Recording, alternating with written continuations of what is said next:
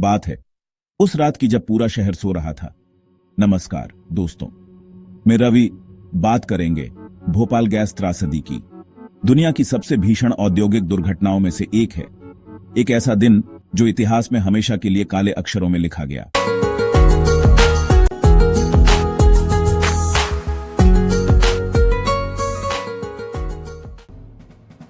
Bhopal gas त्रासदी 2 और 3 दिसंबर 1984 की रात को भारत के मध्य प्रदेश राज्य की राजधानी भोपाल में हुई थी। इस घटना को दुनिया की सबसे भयानक औद्योगिक दुर्घटनाओं में से एक माना जाता है।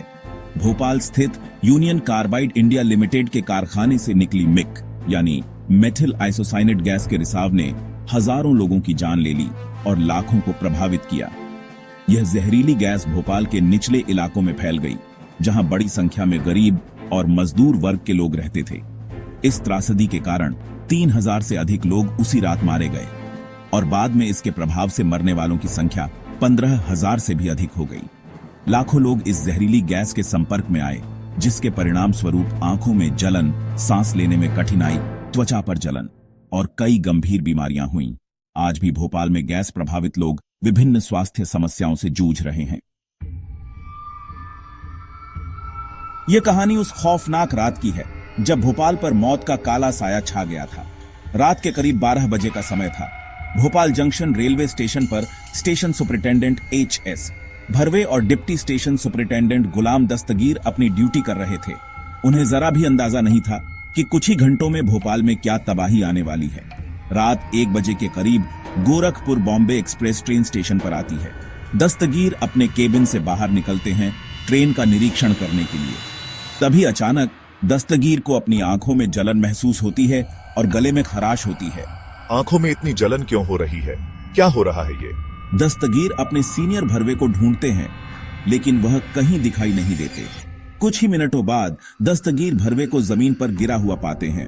भरवे साहब, भरवे की नाड़ी चेक करते हुए, ये तो जिंदा नहीं। गुलाम दस्तगीर को तुरंत समझ में आ जाता है कि कुछ बहुत बड़ा हादसा हो गया है।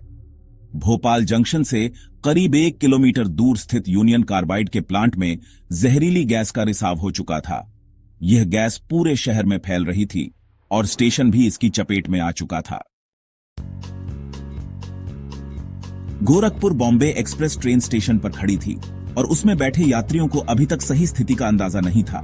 दस्तगीर ने तुरंत फैसला लिया कि ट्रेन को तय समय से पहले रवाना करना होगा ताकि यात्रियों की जान बचाई जा सके। तुरंत 4 एम्बुलेंस और पैरामेडिक्स भेजो, हालात बेहद गंभीर है। दस्तगीर ने अपनी पूरी ताकत से लोगों की मदद की। उन्होंने स्टेशन पर मौजूद हर यात्री और कर्मचारी की जान बचाने की कोशिश की।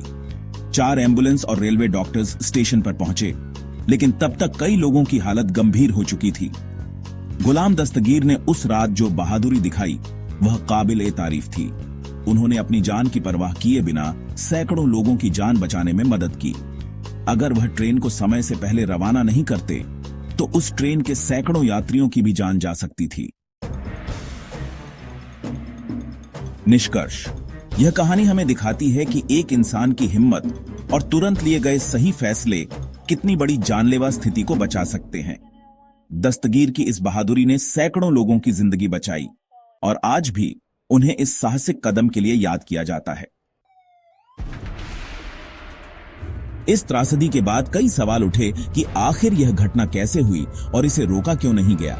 जांच से पता चला कि UCIL के प्लांट में सुरक्षा उपायों की भारी कमी थी। टैंक की सही तरीके से देखभाल नहीं की जा रही थी और कई सुरक्षा उपकरण काम नहीं कर रहे थे। सबसे बड़ा सवाल यह था कि जब कंपनी को इस गैस की खतरनाक प्रकृति का पता था तो उन्होंने सुरक्षा के मानकों को क्यों नजरअंदाज किया।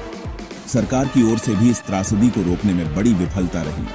प्लांट के आसपास लोगों को तुरंत नहीं चेताया गया और हादसे के बाद भी सही दिशा निर्देश नहीं दिए गए, जिससे स्थिति और भी गंभीर हो गई। भोपाल गैस त्रासदी के पीड़ितों ने न्याय की मांग की, लेकिन उन्हें न्याय पाने के लिए लंबा संघर्ष करना पड़ा। यूनियन कार्बाइड के CEO वॉरेन एंडरसन को भारत में बुलाकर उन पर केस चलाने की कोशिश की गई, लेकिन वह कभी भारत लौटे ही नहीं। इसके चलते उन्हें कभी कानूनी सजा नहीं मिली। कंपनी ने इस त्रासदी के लिए मुआवजा दिया, लेकिन वह राशि इस भयावह त्रासदी के मुकाबले नाकाफी थी।